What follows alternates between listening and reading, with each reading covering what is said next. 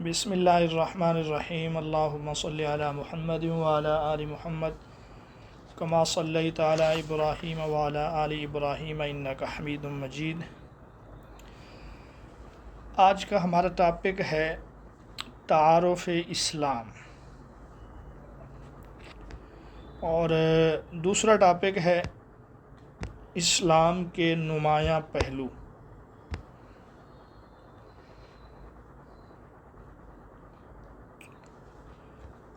سب سے پہلے ہم یہ دیکھتے ہیں کہ سلیبس کے مطابق تعارف اسلام میں کیا کچھ شامل ہے۔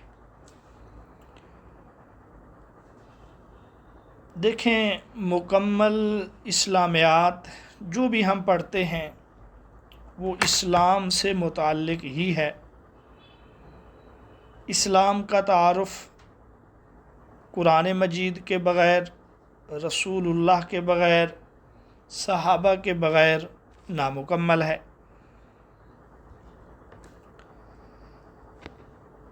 تو اس لحاظ سے یہ تعارف اسلام یہ مکمل اسلام کو محیط ہے۔ اس میں قرآن بھی شامل ہے، اس میں حدیث بھی شامل ہے، اس میں اجماع امت بھی شامل ہے، اس میں قیاس بھی شامل ہے، اس میں اسلامی اخلاق و تصوف بھی شامل ہے، وغیرہ وغیرہ۔ لیکن ہمارے سلیبس میں قرآن مجید کا بنیادی موضوع متن قرآن وہ ایک الگ سے ہے، سیرت النبی صلی اللہ علیہ وسلم وہ الگ سے ہے، فقہ، اس کی جامعیت، اختلاف رائے، عصر حاضر کے تناظر میں مذہب کی تشریح یہ الگ ہے، انسانی زندگی میں دین کی اہمیت، اسلامی عقائد کے انفرادی اور اجتماعی اثرات، انسانی حقوق، عصر حاضر کے مسائل، تو یہ سب الگ الگ ہیں۔ اس لیے یہاں ہم وہ کچھ پڑھیں گے یا اس ٹاپک کے نیچے ہم ان چیزوں کو زیر بحث لائیں گے جو ان سے ہٹ کر ہیں۔ تو بہرحال تعارف اسلام کے نام سے ڈاکٹر حمید اللہ نے کتاب لکھی ہے، انٹروڈکشن ٹو اسلام، اور اس کتاب کا اردو میں ترجمہ کیا گیا، کئی لوگوں نے اس کا ترجمہ کیا۔ سب سے پہلے ہم یہ دیکھتے ہیں کہ ڈاکٹر صاحب نے تعارف اسلام کتاب میں، انٹروڈکشن ٹو اسلام کتاب میں کس چیز کا ذکر کیا ہے۔ تو ڈاکٹر صاحب تعارف اسلام میں سب سے پہلے رسول اللہ صلی اللہ علیہ وسلم کی زندگی یعنی سیرت النبی کو ذکر کرتے ہیں۔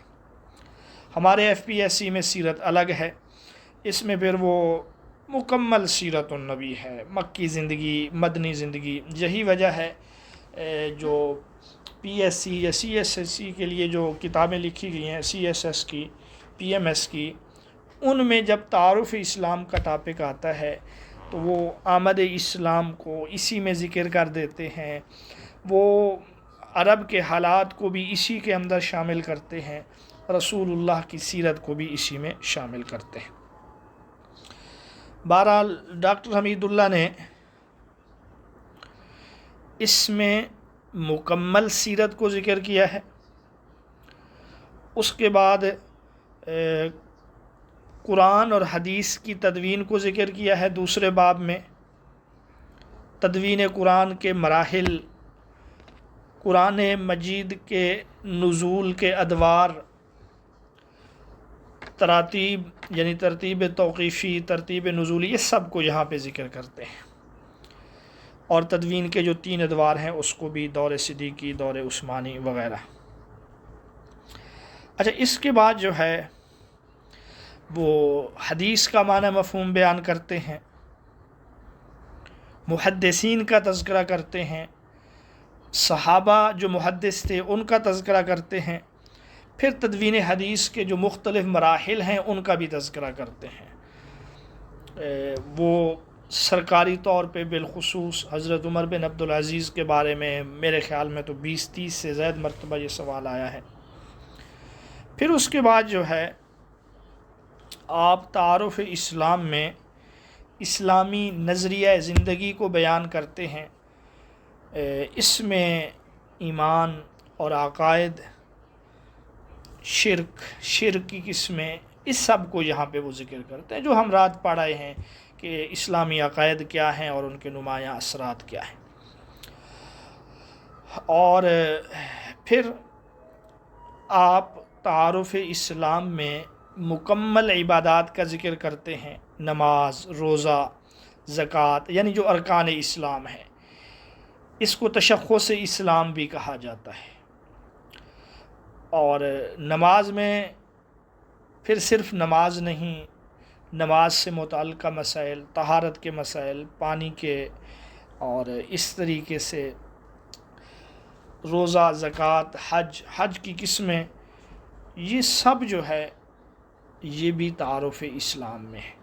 تو ڈاکٹر صاحب جو ہے نماز کی مختلف صورتیں، قسمیں، صلاۃ الخوف، اسی طریقے سے نماز قصر، عید نماز، نماز کے فرائض، واجبات وغیرہ وغیرہ۔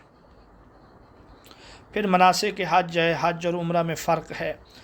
اچھا، اس کے بعد تعارف اسلام یا اپنی کتاب میں آپ اسلام کے اخلاقی نظام کا تذکرہ کرتے ہیں۔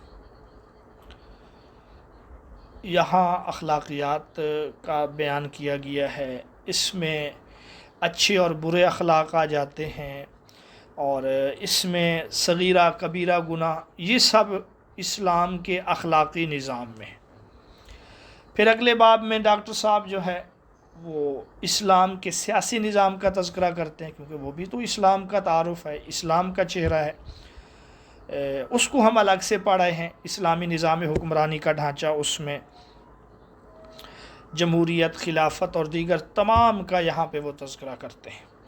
پھر جو ہے اسلام کے عدالتی نظام کا آپ تذکرہ کرتے ہیں تعارف اسلام میں، عدالت کسے کہتے ہیں، اور عدالتی نظام کے لیے جو ماخذ ہیں قرآن، حدیث، شریعت، اس کا ذکر کرتے ہیں، اور یہاں مقاصد شریعت کا تذکرہ بھی کیا جاتا ہے۔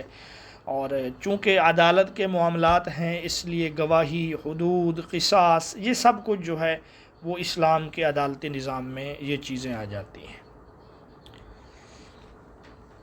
اور باب نمبر 10 میں آپ اسلام کے معاشی نظام کا تذکرہ کرتے ہیں کہ بیت المال، تکافل، مزاربت، مشارکت وغیرہ، زکوٰۃ کے مصارف، کہاں پہ ان کو خرچ کیا جائے، کن لوگوں سے زکوٰۃ لی جائے وغیرہ وغیرہ۔ پھر آگے جو ہے معاشیات کے ساتھ وراثت کے مسائل بھی ہوتے ہیں، جس بھی آپ کتاب میں دیکھتے ہیں اسلام کے معاشی نظام کے ساتھ ساتھ علم میراث کا تذکرہ بھی کیا جاتا ہے۔ بہرحال پھر عورت کے مقام کے بارے میں تذکرہ کیا جاتا ہے، اسلام میں عورت کا کیا مقام ہے، اس کو ہم یہاں پر بھی دیکھ سکتے ہیں۔ انسانی حقوق اسلام کی نظر میں، اس میں بھی جو ہے ہم اس کو دیکھ سکتے ہیں۔ پھر تعارف اسلام میں اسلام کی عمومی تاریخ کو بھی دیکھا جاتا ہے، کیونکہ اسلام شروع سے لے کر آج تک جو ادوار ہیں، جو خلافتیں ہیں، ان سب کے بارے میں اس میں تذکرہ کیا جاتا ہے۔ خلافت راشدہ ہے، پھر بنو امیہ ہے، بنو امیہ کے دور کے مشہور جرنیل ہیں، پھر سلطنت بنو عباس ہے، غزنوی سلطنت ہے، صلیبی جنگیں ہیں، سلطان صلاح الدین ایوبی ہے، مسلمانوں کے فتوحات، اور مسلمانوں کے فتوحات میں پھر مسلمانوں کے کارنامے بیان کیے جاتے ہیں، اور اسی میں جو ہے وہ اسلام اور سائنس کا تذکرہ بھی آ جاتا ہے، تصوف کا تذکرہ بھی آ جاتا ہے۔ بہرحال یہ ایک ایسا ٹاپک ہے کہ اگر آپ اسی ٹاپک میں ہی مکمل جنرل اسلامیات کو لے کر آنا چاہیں تو آپ لے کر آ سکتے ہیں۔ لہٰذا یہ سمجھنا کہ وہاں شاید کچھ اور ہو، FPSC میں شاید کچھ اور ہو، PPSC یا دیگر میں کچھ اور ہو، زیادہ فرق نہیں ہے۔ تو یہ تو تھا ہمارا اس کا تعارف کہ تعارف اسلام میں کیا ہے۔ تعارف اسلام میں عقائد کا سلسلہ ہم کل کر رہے ہیں۔ آج فی الحال ہم ارکان اسلام کو دیکھیں گے، اور پھر اس کے بعد ہم اخلاق و تصوف یا دیگر وہ ہیں ان کو دیکھیں گے۔ بہرحال ارکان اسلام، ارکان یہ رکن کی جمع ہے، 5 ارکان ہیں، جن میں سب سے پہلا رکن کلمہ شہادت ہے، جس کے 2 حصے ہیں۔ پہلے حصے کو توحید اور دوسرے حصے کو رسالت کہا جاتا ہے۔ توحید و رسالت کا ہم رات تفصیل سے تذکرہ کر رہے ہیں، دوبارہ اس کو دہرانے کی ضرورت نہیں ہے۔ دوسرا رکن اور جو سب سے اہم رکن ہے وہ نماز ہے۔ عربی میں صلاۃ کا لفظ استعمال ہوا ہے، اور اسلامی عبادات میں سب سے زیادہ اہمیت بھی اسی رکن کو حاصل ہے۔ کل قیامت کے دن سب سے پہلے اسی کے بارے میں ہی پوچھا جائے گا۔ قرآن مجید میں 700 سے زائد مرتبہ جو ہے وہ نماز کے بارے میں کہا گیا ہے، تاکید کی گئی ہے، اور ان کی فرضیت ابتدائی اسلام سے تاہم 5 نمازیں فرض ہوئیں شب معراج کے موقع پہ۔ صرف میں وہ چیزیں بتا رہا ہوں جو پیپر کے حوالے سے اہم ہے۔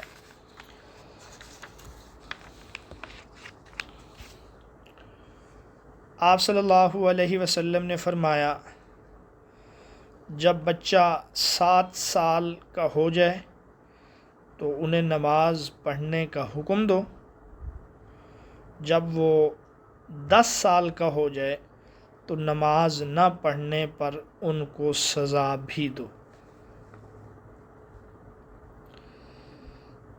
اس سے پتہ چلتا ہے کہ نماز وہ رکن ہے جو ہر ایک پر فرض ہے، وہ امیر ہے، غریب ہے، بوڑھا ہے، جوان ہے، مرد ہے، عورت ہے۔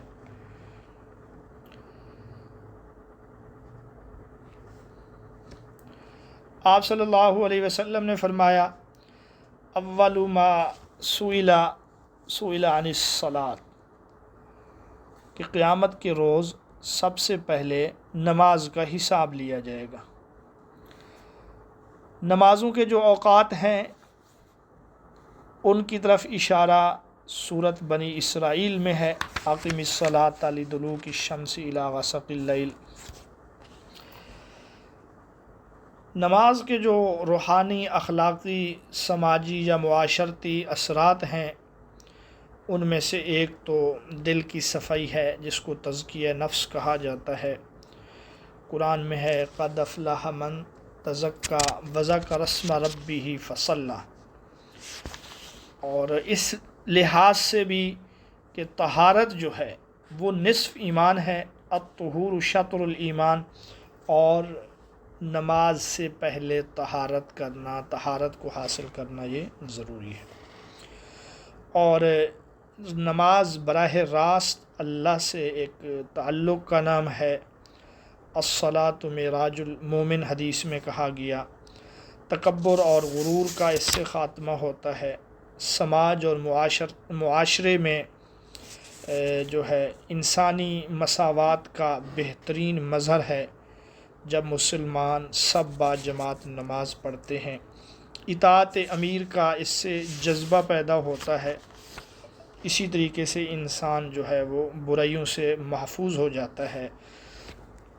اور اگر ہم اس کو جو ہے MCQs کے اس میں دیکھیں کہ ہمارے پیپر میں سوال کیسے بن سکتا ہے، تو مثال کے طور پہ جو سابقہ پیپر میں سوالات آ چکے ہیں، اذان میں اللہ اکبر کے الفاظ کتنی مرتبہ آتے ہیں، نماز میں قومہ کسے کہتے ہیں، صلاۃ خسوف سے کیا مراد ہے، صلاۃ کسوف سے کیا مراد ہے، نماز میں جلسہ کسے کہتے ہیں، اسی طریقے سے صلاۃ الاستسقاء سے کیا مراد ہے، تیمم کا حکم 4 ہجری میں نازل ہوا، پہلی اذان کس نے دی، مشورہ کس نے دیا، مسجد قبلتین وہ کہاں پر ہے، اور مختلف مساجد جو ہیں وہ بھی اسی نماز کے ضمن میں ان کا تذکرہ آ جاتا ہے، یعنی مسجد قباء کا ذکر کس صورت میں ہے، اسی طریقے سے مسجد نمرہ کہاں پہ ہے، حج میں بھی اس کا تذکرہ آ جاتا ہے، اور مختلف جو نفلی نماز ہیں ان میں سب سے افضل نماز جو ہے وہ نماز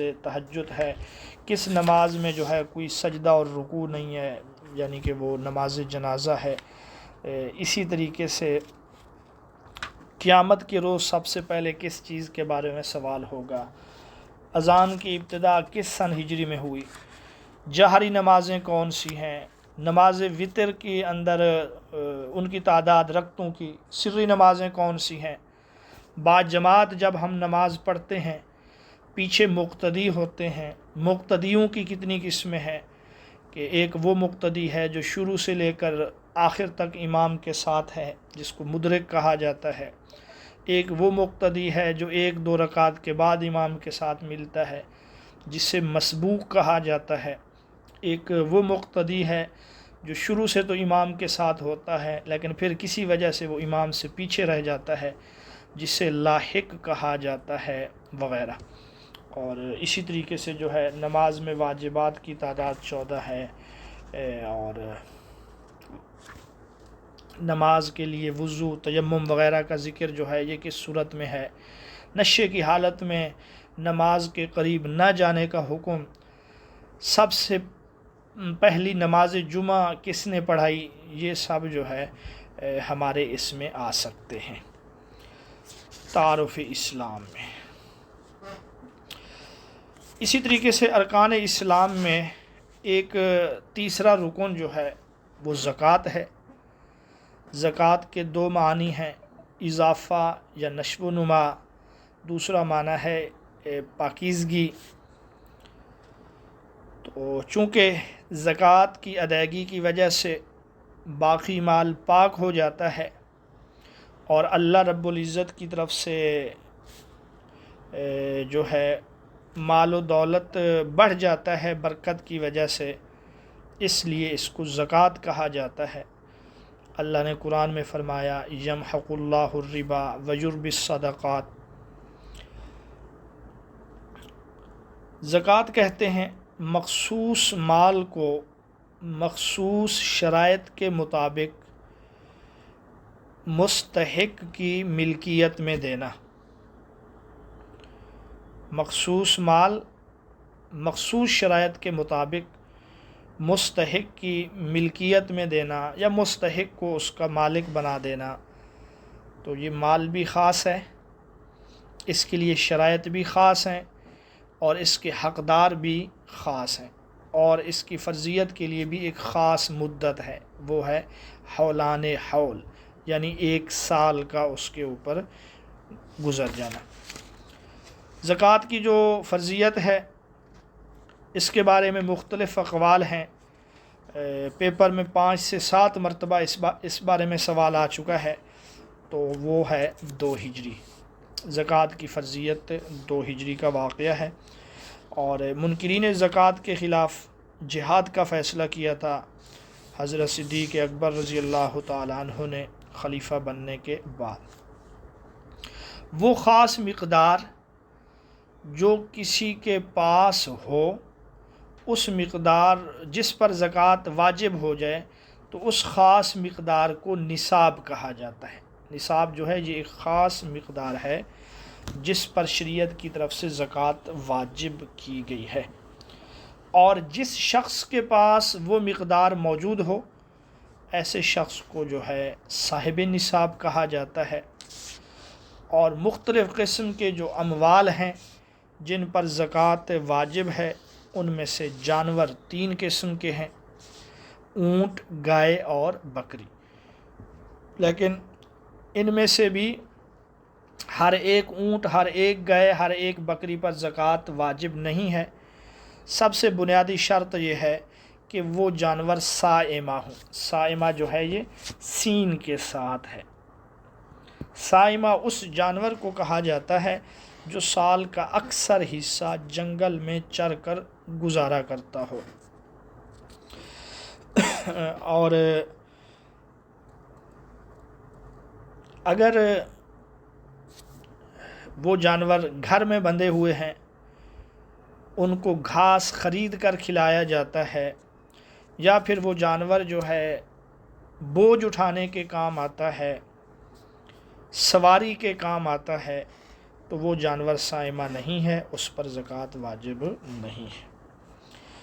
اور دوسری شرط یہ ہے کہ وہ جانور کسی خاص شخص کی ملکیت میں 1 سال تک رہے ہوں، کم از کم 1 سال وہ اس کی ملکیت میں رہتے ہوئے پورا کریں۔ پھر تیسری شرط یہ ہے کہ ان جانوروں سے کوئی اور کام نہ لیا گیا ہو، مثلا کھیتی باڑی کے لیے اگر کوئی جانور ہے یا آب پاشی کے لیے کوئی جانور ہے تو یہ ضرورت میں ہے، یہ ضرورت سے زائد نہیں ہے۔ اور پھر اگر وہ جانور اونٹ ہے تو کم از کم 5 اونٹ ہوں، 5 اونٹ ہوں اور 10 سے کم ہوں، یعنی 5 سے لے کر 9 تک، تو 1 بکری زکوٰۃ ہوگی جس کی عمر 1 سال سے کم نہ ہو، بکری ہو یا بکرا، وہ دینے والے کی مرضی ہے۔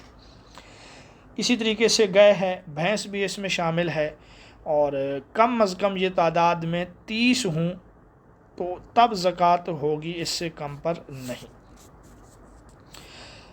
اور اگر گائے بھینس ہیں تو دونوں کو ملا کر اگر 30 تک پہنچ جائیں تو بھی زکوٰۃ واجب ہو جائے گی، یعنی دونوں کو ملا کر نصاب پورا کیا جائے گا۔ اور بھیڑ بکریاں جو ہیں یہ کم از کم 40 ہوں تب ان پر زکوٰۃ ہوگی۔ 40 سے 120 تک 1 بکری ہے، اور پھر 121 سے لے کر 200 تک جو ہے 2 بکریاں ہیں۔ گھوڑوں پر زکوٰۃ ہے یا نہیں، تو اس حوالے سے جو ہے وہ گھوڑے جو جہاد فی سبیل اللہ کے لیے ہیں یا سواری کے لیے ہیں تو ان پر کوئی زکوٰۃ نہیں ہے۔ ہاں اگر گھوڑے تجارت کے لیے ہوں تو پھر ان کی قیمت لگا کر اس کا 40واں حصہ زکوٰۃ میں دیا جائے گا۔ حضرت علی رضی اللہ تعالیٰ عنہ جب خلیفہ بنے، انہوں نے گھوڑوں میں سے زکوٰۃ کو ساقط کر دیا تھا۔ سونا اور چاندی، تو سونے کا نصاب جو ہے وہ 20 مثقال ہے، 20 مثقال بنتے ہیں 7.5 تولہ، اور چاندی کا نصاب 200 درہم ہے، اور 200 درہم جو ہیں وہ بنتے ہیں 52.5 تولے۔ اس کے علاوہ جو اموال تجارت ہیں ان پر بھی زکوٰۃ ہے جب وہ سونا یا چاندی کے نصاب کو پہنچ جائیں۔ زکوٰۃ کے مصرف کی جمع ہے، لفظی معنی ہے خرچ کرنے کی جگہ۔ اس سے مراد وہ لوگ ہیں جن کو زکوٰۃ دی جا سکتی ہے۔ خود قرآن مجید نے مصارف زکوٰۃ کا بیان کیا ہے سورۃ التوبہ آیت نمبر 60 میں، اور وہ مصارف ہیں 8۔ یہ سوال بھی کم از کم 10-15 دفعہ آ چکا ہے۔ زکوٰۃ کے مصارف سورۃ التوبہ میں ہیں، اور وہ مصارف جو ہیں 8 ہیں، جن میں سے سب سے پہلے ہیں فقراء، پھر ہیں مساکین۔ ان میں فرق یہ ہے، فقیر وہ ہے جس کے پاس کچھ بھی نہ ہو، اور مسکین وہ ہے جس کے پاس کچھ تو ہو لیکن وہ اس کی ضروریات کے لیے ناکافی ہو۔ تیسرے نمبر پر ہے عاملین، عامل کی جمع، اس سے مراد کارکن ہیں، یعنی محکمہ زکوٰۃ میں کام کرنے والا عملہ ہے۔ مؤلفۃ القلوب ہیں چوتھے نمبر پر، اس سے مراد وہ لوگ جو اسلام قبول کر چکے ہوں یا اسلام کی طرف میل ہو چکے ہوں، یا وہ اسلام قبول کرنے کا ارادہ رکھتے ہوں، تو ایسے لوگوں کو زکوٰۃ دینا۔ یہاں سب سے واضح اور مشہور جو سوال ہے وہ یہی ہے کہ کس نے مؤلفۃ القلوب کو ساقط کر دیا تھا؟ تو وہ حضرت عمر رضی اللہ تعالیٰ عنہ ہیں، اور حضرت عمر رضی اللہ تعالیٰ عنہ نے اس کو منسوخ نہیں کیا تھا، بلکہ آپ نے یہ فرمایا تھا کہ اب اس مصرف میں خرچ کرنے کی ضرورت نہیں ہے، اس لیے کہ اسلام کمزور نہیں ہے۔ تاہم فقہا کا جو جدید موقف ہے وہ یہی ہے کہ موجودہ دور میں اگر اس کی ضرورت ہو تو دیا جا سکتا ہے۔ اور یاد رکھیں، اسلام کو رسول اللہ کے بعد جو عظمت ملی تھی وہ حضرت عمر کے دور میں تھی، اس طرح کی عظمت جو ہے پھر کسی اور دور میں اسلام کو حاصل نہیں رہی۔ یہی وجہ ہے اب اگر کسی دور میں وہ عظمت دوبارہ سے حاصل ہو جائے تو مؤلفۃ القلوب کا حصہ ساقط کیا جا سکتا ہے۔ حضرت عمر بن عبدالعزیز نے اس عظمت کو زندہ رکھنے کی یا کچھ عرصے تک اس کو زندہ کیا، جس کی وجہ سے حضرت عمر کو جو ہے عمر ثانی کہا جاتا ہے، ابو بکر ثانی نہیں کہا جاتا، عثمان ثانی یا حضرت علی ثانی نہیں کہا جاتا۔ عمر ثانی کہنے کا مطلب ہی یہی ہے، اس میں اس بات کی طرف اشارہ ہے کہ اسلام کو جو عظمت حضرت عمر کے دور میں تھی وہ کسی اور دور میں نہیں ملی۔ پانچواں مصرف ہے فی الرقاب، یعنی گردنیں چھڑانے میں۔ اس سے مراد غلاموں کی آزادی ہے۔ تین طریقے اس کے ہو سکتے ہیں۔ مکاتب کو آزاد کرنا، مکاتب اس غلام کو کہا جاتا تھا جس کو مالک یہ کہے مجھے اتنے پیسے لا کر دو تم آزاد ہو۔ اسی طریقے سے کسی غلام یا لونڈی کو خرید کر آزاد کر دینا۔ اور آج کے دور میں اس کی صورت جو ہے وہ جنگی قیدی یا ڈاکو جس طریقے سے کسی کو قید کر کے لے جاتے ہیں، یا کوئی مسلمان جو ہے وہ قید میں ہے اور جرمانہ نہیں ادا کر سکتا تو دشمن سے زکوٰۃ کا پیسہ ان کو دے کر رہائی دلوانا۔ غارمین سے مراد مقروض ہیں۔ قرض کا بوجھ جو ہے بڑے بڑے لوگوں کو جو ہے نا وہ ڈبو دیتا ہے، سیلاب کی وجہ سے، آفات کی وجہ سے، زلزلوں کی وجہ سے، تو مقروض کو بھی زکوٰۃ کا پیسہ دیا جا سکتا ہے۔ 7 اور 8 جو ہے نا یہ 2 ہیں، فی سبیل اللہ اور ابن السبیل۔ فی سبیل اللہ کا مطلب یہ ہے راہ خدا میں زکوٰۃ کو خرچ کرنا۔ مثلا کوئی شخص جہاد میں جانا چاہتا ہو، اس کو سواری دینا، اس کو زاد راہ دینا۔ اسی طریقے سے علماء لکھتے ہیں فی سبیل اللہ کے مصرف میں طالب علم بھی آتے ہیں۔ فی سبیل اللہ کے مصرف میں جو ہے کوئی شخص حج کا ارادہ رکھتا ہو اس کو پیسے دینا۔ ابن السبیل میں مسافر آتے ہیں، مسافر کو بھی زکوٰۃ کا پیسہ دیا جا سکتا ہے جب وہ دوران سفر حقدار ہو، اگرچہ اس کے گھر میں مال موجود ہو، لیکن اس کے لیے شرط یہی ہے کہ وہ ضرورت کی مقدار لے تاکہ اس کی حاجت پوری ہو جائے۔ آج کے دور میں اگرچہ اس کی ضرورت کم ہے، لیکن پھر بھی ایسے ایمرجنسی حالات ہو جاتے ہیں بعض اوقات جس کی وجہ سے وہ شخص جو ہے ابن السبیل میں چلا جاتا ہے۔ جیسے کوئی حادثہ ہو جائے، اچانک سے ایمرجنسی ہو جائے اور وہاں ادویات یا دیگر چیزیں زکوٰۃ کے پیسے سے ہوں تو وہ امیر کو لگانا بھی جائز ہے۔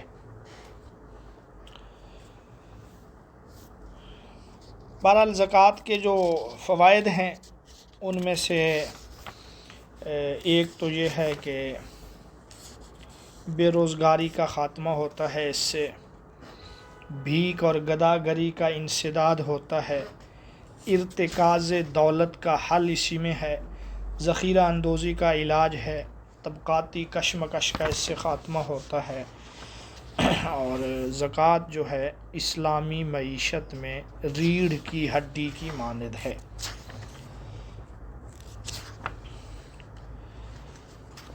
مصارف ارکان اسلام میں سے ایک رکن روزہ ہے۔ تعارف اسلام کے سلسلے میں روزہ کے بارے میں پڑھنا بھی ضروری ہے۔ روزہ اس کو عربی میں صوم کہا جاتا ہے، اور روزوں کی فرضیت یہ 2 ہجری ہے۔ کل پرسوں جو آزاد کشمیر میں پیپر ہوا تھا اس میں بھی یہ سوال آیا تھا۔ اور روزہ کہتے ہیں طلوع صبح صادق سے لے کر غروب آفتاب تک کھانے پینے اور خواہشات نفس سے رکنا۔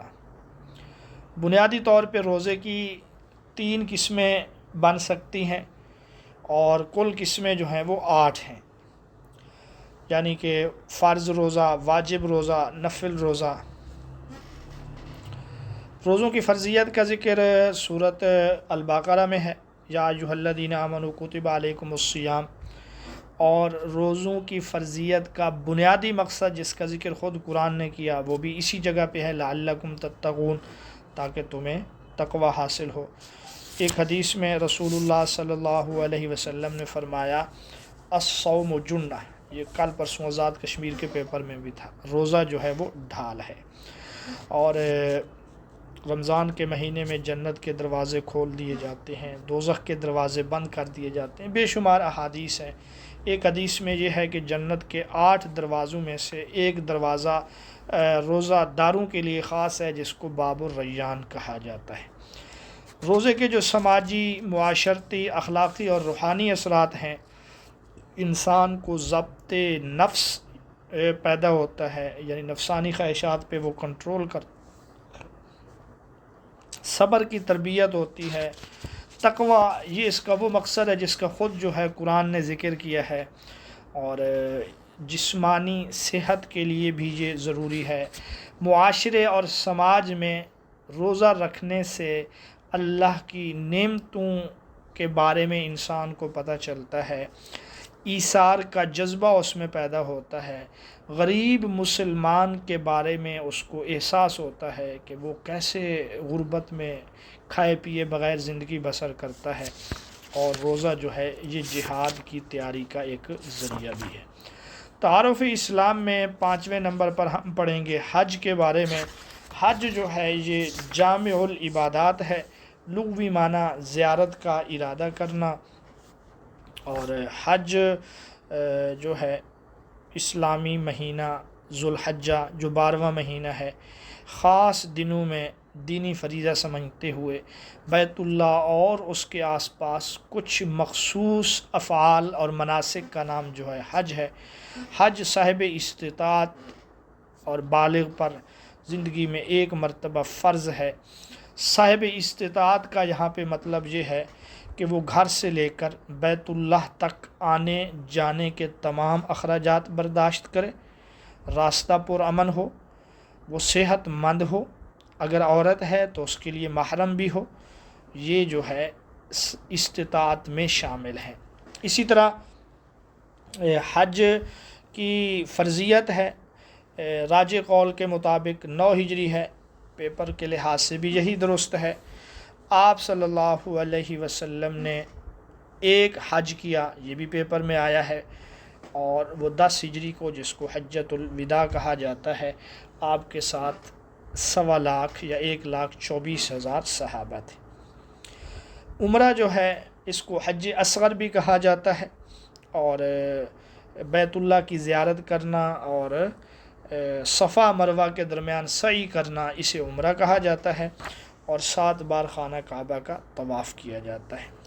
حدیث میں حج مبرور کہا گیا اس حج کو جو حج اللہ کی رضا اور خوشنودی کے لیے ہو، جس میں انسان لڑائی جھگڑا اور نفسانی خواہشات سے مکمل پرہیز کرے، اور حلال روزی سے حج کیا جائے، حلال کمائی سے حج کیا جائے، تو وہ حج مبرور ہے۔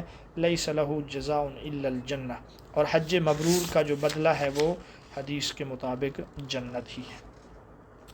حج کی فرضیت وَلِلَّهِ عَلَى النَّاسِ حِجُّ الْبَيْتِ مَنِ اسْتَطَاعَ إِلَيْهِ سَبِيلًا، تو حج کی فرضیت جو ہے وہ سورۃ آل عمران میں ہے، جبکہ حج کے زیادہ تر احکامات جو ہیں وہ سورۃ البقرہ میں ہے۔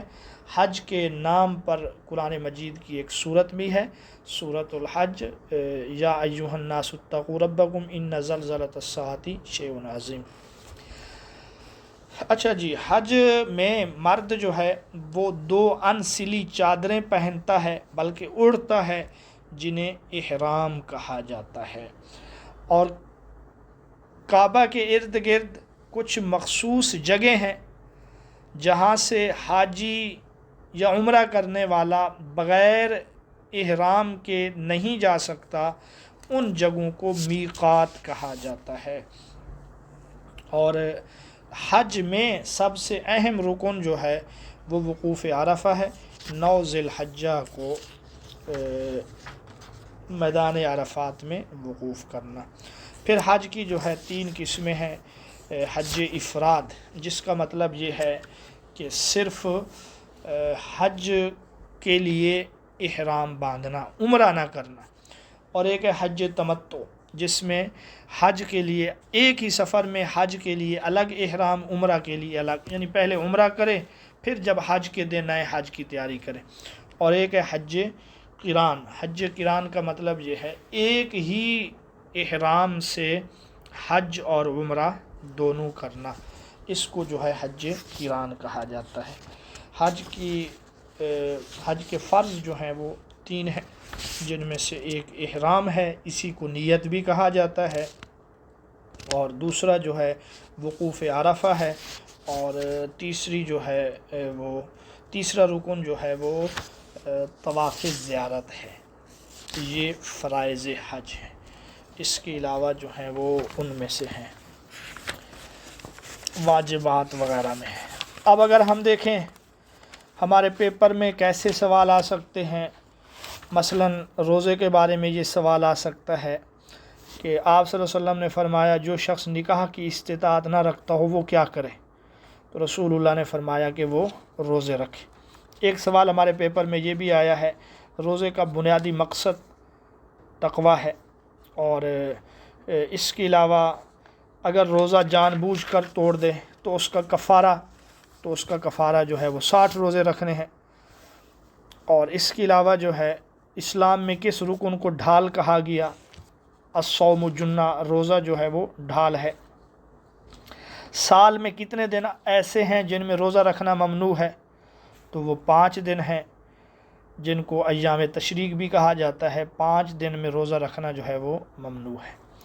اور رمضان کے 3 عشرے ہیں، پہلا عشرہ جو ہے وہ عشرہ رحمت ہے، دوسرا جو ہے عشرہ مغفرت ہے، اور تیسرا عشرہ جو ہے وہ عتق من النار ہے۔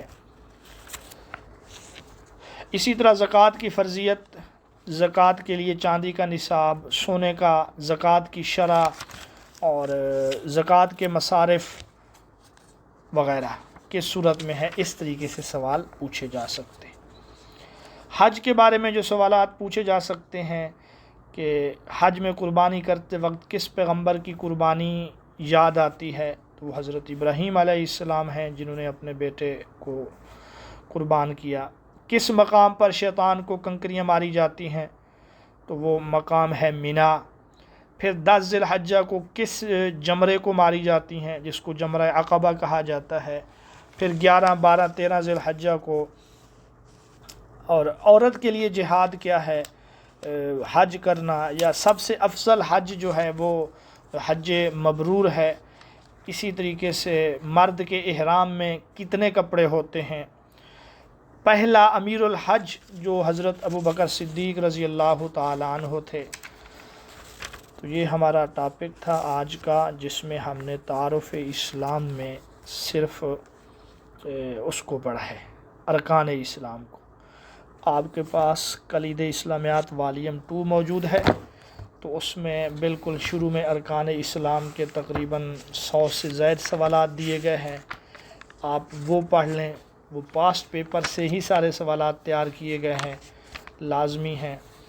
اگر کلید اسلامیات والیوم 1 موجود ہے تو اس میں بھی ارکان اسلام کے کافی سارے سوالات دیے گئے ہیں، جن میں سے پاسٹ پیپر کے سوالات بھی ہیں، وہ آپ دیکھ لیں۔ کل انشاءاللہ تعارف اسلام میں ہم جہاد کے بارے میں پڑھیں گے، کیونکہ اسلام کا تعارف جہاد کے بغیر نامکمل ہے۔ جہاد کسے کہتے ہیں، جہاد کی قسمیں کتنی ہیں وغیرہ۔ میں کوشش کروں گا کہ دوسری تیسری جماعت سے لے کر FA تک ارکان اسلام کے بارے میں ہمارے سلیبس میں جو کچھ شامل ہے وہ بھی PDF فائل میں آپ لوگوں سے شیئر کروں۔ بس میں یہی کر سکتا ہوں، اب باقی آپ لوگوں پر ہے، آپ محنت کریں، ان چیزوں کو پڑھیں تو کامیابی انشاءاللہ یقینی ہے۔ جی کسی کا کوئی سوال ہو تو پوچھ سکتے ہیں۔ سر یہ جو آپ نے ایم سی کیوز کی بات کی ہے پاسٹ پیپرز جی جی کے بس یہ بکس نہیں ہیں، ٹھیک ہے، میں آپ اس کی یہ فائل کوشش اسٹیپس کروں گا کہ بھیج دوں گا، لیکن یہ ہے کہ کتاب سے پڑھنا ایک الگ چیز ہے، پی ڈی ایف سے پڑھنا وہ الگ ہے۔ کوشش کریں کہ ایک نہ ایک کتاب آپ لوگوں کے پاس ہو۔ بھیجیں گے کوئی اور۔ جی اچھا ایسا ہے کہ جیسے آپ ماشاء اللہ لیکچر دیتے ہیں نا، اسی کے ساتھ ہی اگر وہ ایم سی کیوز بھی آ جائے نا اسی دن، تو ہم بڑے اچھے سے ذہن نشین ہو جاتے ہیں پھر۔ ایم سی کیوز جو ہے نا وہ آپ لوگوں نے خود بنانے ہوتے ہیں۔ کوشش یہی کریں کہ ایک میں بنا کے دوں گا وہ شاید آپ اس طریقے سے یاد نہ کر سکیں، جیسے آپ لوگ خود جسے بنائیں گے وہ زیادہ بہتر ہوتا ہے۔ جیسے کل ہم نے عقائد کے بارے میں پڑھا ہے تو وہ پوری پی ڈی ایف میں نے بھیج دی ہے، اس کو پڑھیں، لازمی پڑھیں، پیپر یہیں سے بنتا ہے۔ ہم شاید سوچتے ہیں کہ پیپر کہیں اور سے آتا ہے، ایسا نہیں ہوتا، سلیبس کی کتابوں سے ہی پیپر آتا ہے۔ جی اور کسی کا کوئی سوال؟